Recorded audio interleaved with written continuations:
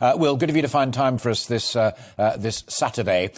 Let me just pick up exactly where Mark left off, and that is, take us through, first of all, the Joe Cox recommendations, because you said to us earlier on, one of the great difficulties is that MPs are MPs and are very single-minded folk.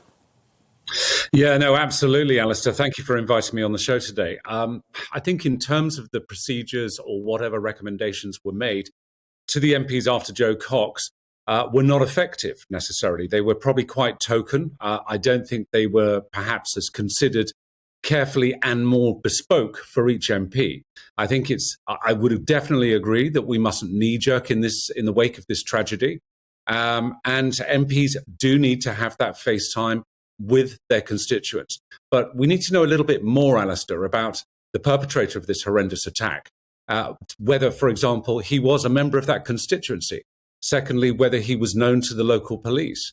And then look at a more sort of effective procedural process of almost vetting those that want to come to those surgeries to ensure that you are not letting the bad person through the door necessarily.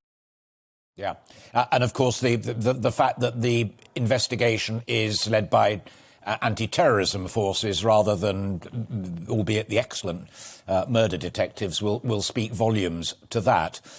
Interesting that already overnight the opinion amongst MPs themselves is sharply divided. As I said in my introduction, Lindsay Hoyle, who's been there this morning, saying deep regret, deep sympathy, love to the family, but democracy must continue to function. MPs must continue to be able to see their constituents. Whereas Tobias Ellwood, former soldier as well, and the guy who stepped in to try and save the life of a police officer who was injured and killed by another terrorist, saying, no, it's just too dangerous. I mean, when a former squaddie says that, maybe we should think.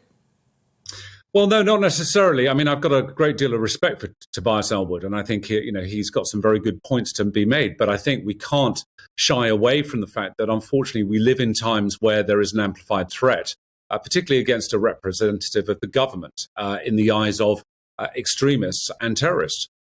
Fundamentally, you have someone in Sir David who was, in many regards, and certainly from all the testimonials I've seen in the last 24 hours, an incredibly well-liked person within the community. This was someone who did an awful lot of good for so many different sections of that community. He wasn't a controversial figure, but we know that terrorists are cowards, and they will always look for the path of least resistance. And as was said earlier, terrorists trying to mount an attack against Westminster or against Parliament would find it incredibly difficult because it's beefed up. But to target an MP who is in a small constituency with minimal security around them is an easy target for them. They will look for that path of least resistance. However, I think there is a lot, Alistair, that can be done, but it has to be bespoke to the MP. And the MPs need, I think half the problem in the wake of Joe Cox was those recommendations that were made to those MPs weren't bespoke. They were generic. And I think fundamentally, many of the MPs just simply said, well, I'm sorry, I'm not prepared to adopt those. So you've got to find a solution. As I would with a client, I'll go, this is my recommendation. They go, no, I find them another solution or another solution.